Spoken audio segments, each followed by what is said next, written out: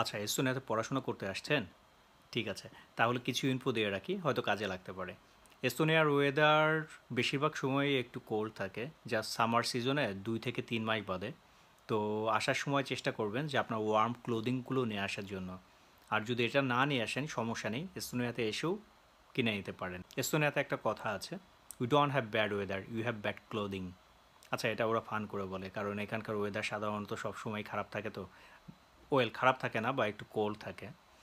So আপনার proper clothing নিয়ে বাইরে যাওয়ার জন্যই ওরা রেকমেন্ড করে, এজন্য ওরা এটা বলে।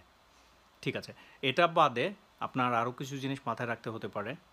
আপনি যখন প্রথম এস্তোনিয়াতে নামবেন তখন আপনার জন্য পাবলিক ট্রান্সপোর্টেশন ফ্রি না। মিনিং আপনার টিআরপি পাওয়ার পরে ওই টিআরপিটা আপনি যখন কানেক্ট করবেন আপনার পাবলিক ট্রান্সপোর্ট কার্ডের সাথে, এরপর থেকে আপনার পাবলিক ট্রান্সপোর্ট ফ্রি হবে। বাট তার আগে পর্যন্ত আপনাকে পাবলিক ট্রান্সপোর্টের জন্য পে করেই যেতে হবে। এটা ছাড়া আরও একটা ব্যাপার, এস্তোনিয়াতে যদি আপনি পড়াশোনা করতে আসতে চান, ইউজুয়ালি প্রতি বছর 60 ইসিটিএস থাকে। তো ওরা যেটা বলে আপনার অ্যাটলিস্ট 75% ইসিটিএস প্রত্যেক বছর আপনার যেটা কমপ্লিট করার কথা ওটা কমপ্লিট করতেই হবে। মানে আপনার প্রতি বছর 45 ক্রেডিট কমপ্লিট করতেই হবে। যদি এটা না করেন তাহলে আপনাকে আসতে দেশে পাঠিয়ে দিবে। এটাও মাথায় রাখা উচিত আপনার। আরও একটা ব্যাপার, এস্তোনিয়াতে মানুষ তো খুব কম, লাইক আপনার 1.3 মিলিয়ন মাত্র।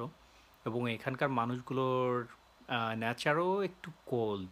সো পাবলিক ট্রান্সপোর্টেশন বা বাইরে যদি দেখেন যে তারা আপনার দিকে খুব বেশি তাকাচ্ছে না, বাট আপনার সাথে খুব বেশি ইন্টারাকশন করছে না, এটাকে জাস্ট ইজিলি নেবেন, আমি এটা মনে করি।